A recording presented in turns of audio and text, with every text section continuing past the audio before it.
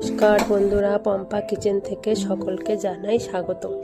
আজকের রেসিপি সাবুর পোলাও।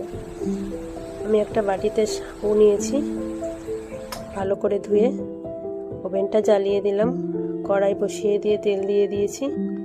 আর একটা পাশে ওভেনে জ্বালিয়ে আমি চাটু দিয়ে তার মধ্যে বাদামগুলো ভেজে নিলাম। একে একে গাজর কুচি, আলু কুচি, ক্যাপসিকাম কুচি দিয়ে ভালো করে নেড়ে এবার একটা কাঁচা লঙ্কা আমি কুচি করে রেখেছিলাম সেটা দিয়ে দিলাম।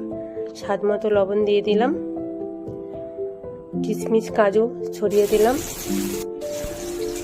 2 চামচ ঘি দিয়ে দিলাম। আর সেই ভেজানো সাবুটাও ছড়িয়ে দিলাম। আর বাদামটা টাস্ট করে রেখে দিয়েছিলাম সেটাই আমি ছড়িয়ে দিলাম। কামধুনু দিয়ে দিলাম একটু ফোঁটা, জল দিয়ে গুলে নিয়েছিলাম, তোমরা পারলে ঝুড়োও দিতে পারো। আর স্বাদ মতো চিনি দিয়ে দিলাম। এবার আমার সাবুর পোলাও পুরো দেখো রেডি। কেমন হয়েছে দেখতে বলো।